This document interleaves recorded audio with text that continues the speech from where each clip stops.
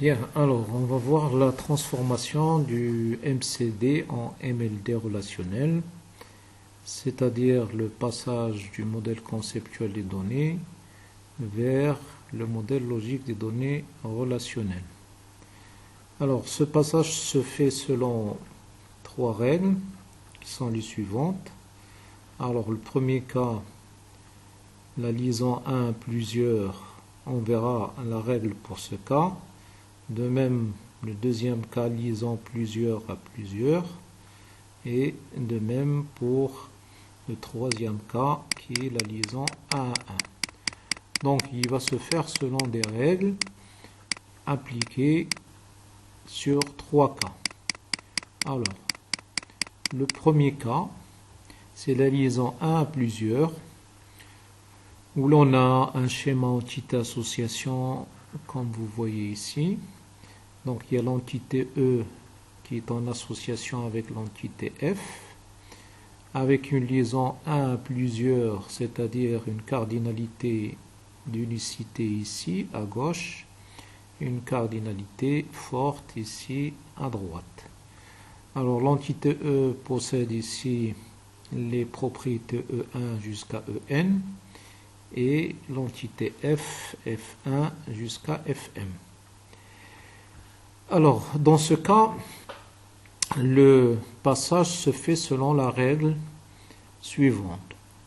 L'entité F possède la cardinalité forte et l'entité E la cardinalité faible. Donc le fort envoie vers le faible. C'est-à-dire, l'entité F va envoyer son identifiant F1 vers l'entité E. Donc je répète, l'entité F envoie son identifiant F1 vers l'entité E pour donner naissance à une relation que l'on note ici, RE, ayant E1 comme clé primaire et recevant F1 comme clé étrangère et gardant les restes des propriétés de l'entité. Donc, on a ici une relation qui est une copie de l'entité plus l'identifiant de F qui devient une clé étrangère. L'entité F devient une relation RF avec comme clé l'identifiant F1 et les propriétés, le reste des propriétés deviennent des attributs de cette relation. Donc, dans le cas 1, on obtient donc deux relations, RE avec une clé primaire E1 qui est l'identifiant de l'entité E, F1 qui est la clé étrangère, qui est l'identifiant de l'entité F, et les autres attributs de E. Et une transformation identique, l'entité F qui devient une relation RF où les attributs, les propriétés plutôt de l'entité F deviennent les attributs de cette relation. Alors, remarquez donc que ces deux relations sont liées par un attribut commun qui est F1, qui est la clé, comme j'ai dit, étrangère. Alors, je prends ici un exemple. Voilà. Alors, l'exemple est suivant. Une commande est liée à un seul client. Un client peut avoir une ou plusieurs commandes. Donc, ça, c'est classique. La commande avec le numéro de commande qui est l'identifiant, code client ici pour l'entité client qui est l'identifiant. Alors, dans ce cas, le plus fort, c'est ici, c'est l'entité client. Et le plus faible, c'est l'entité commande. Donc, l'entité client va envoyer le code client sur la commande pour avoir une relation commande qui garde numéro de commande, la date de commande et les autres propriétés, mais qui reçoit le code client qui est la clé étrangère ici. Et la clé primaire, évidemment, c'est l'identifiant de la commande. Le client, donc, il reste intact, donc toutes les propriétés du client deviennent des attributs ici, et avec un attribut commun qui est le code client, qui va mettre les deux relations en liaison.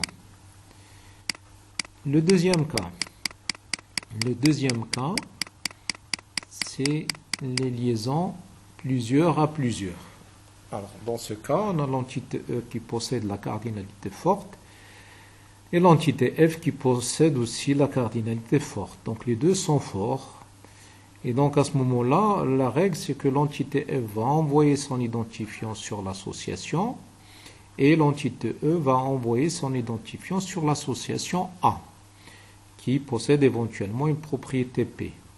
Et dans ce cas, on a une nouvelle relation qui naît à partir de l'association.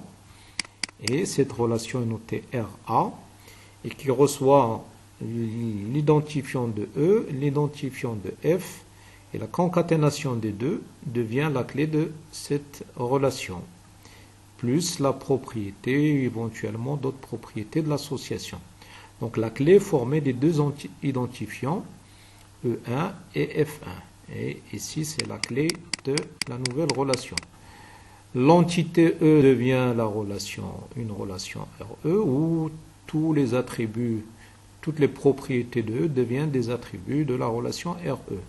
De même pour l'entité F, toutes les propriétés de l'entité F deviennent des attributs de la relation RF.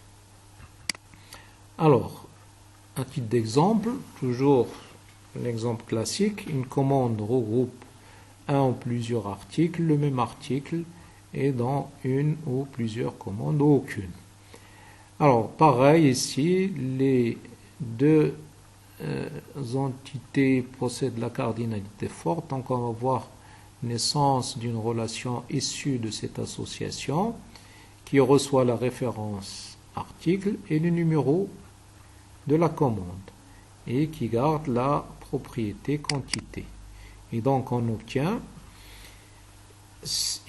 l'association qui devient une relation qu'on a nommée ici ligne commande, qui reçoit le numéro de la commande et reçoit la référence de l'article plus la quantité, la propriété de l'association. L'entité commande reste intacte, se transforme en une relation qui a les mêmes dont les attributs sont les mêmes propriétés de la commande. Pareil pour l'entité article qui devient une relation article où les attributs sont les propriétés de l'entité article. L'association est devenue, je répète, une relation que l'on nomme ligne commande parce qu'elle correspond dans la réalité à une commande puisque la commande est formée de plusieurs lignes. Et la ligne commande, c'est une relation dans la clé numéro de commande plus la référence article et les autres propriétés. Alors, le dernier cas, c'est la liaison 1 à 1. Ce qu'on appelle la liaison 1 à 1, c'est à gauche il y a un 1 et à droite il y a 0,1. Donc ici il y a une cardinalité 0,1 et ici une cardinalité 1,1. Une cardinalité, une unicité forte, une unicité faible ici. Ceci est un cas spécial qu'on retrouve dans la réalité. Alors qu'est-ce qui se passe dans ce cas? Dans ce cas, il y a la règle, elle est la suivante. C'est un cas particulier. L'entité E reçoit l'identifiant de l'entité F. Voilà, il va dans le sens contraire à l'unicité forte. Il va ici, le F1, et on aura une relation RE, dont la clé étrangère c'est F1 et la clé primaire c'est E1. Et l'entité F devient une relation idem RF, F1, F2 et M, où les propriétés de F restent les attributs de cette relation. On remarque que le lien c'est toujours F1 entre les deux relations. Alors, un exemple très simple. Alors, j'ai l'entité règlement liée à l'entité facture. Donc, un règlement, s'il est associé, il est associé à une seule facture. Et une facture, on associe un seul règlement ou aucun. Aucun pour dire que la facture n'a pas été réglée. Il existe des factures qui ne sont pas réglées, mais s'il y a un règlement, il y a un seul règlement pour la facture. Et de même, donc, c'est une règle de gestion qu'on représente ici. et qui s'exprime par ces contraintes de gestion, le 1,1 ici, le 0,1 ici. Alors, numéro de règlement, date règlement pour l'entité règlement, numéro de facture, date facture, montant pour la facture. Alors, dans ce cas, je vais migrer le numéro de facture vers l'entité règlement pour avoir une relation qui, dans les attributs, sont numéro de règlement, numéro de facture et date règlement. Et la facture donnerait naissance à une relation numéro de facture, date facture, montant, comme ceci. Donc on obtient les deux règlements, numéro de règlement, numéro de facture, date de règlement, et la facture, numéro de facture, date de facture et montant.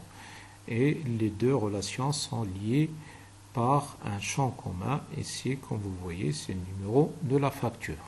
Voilà.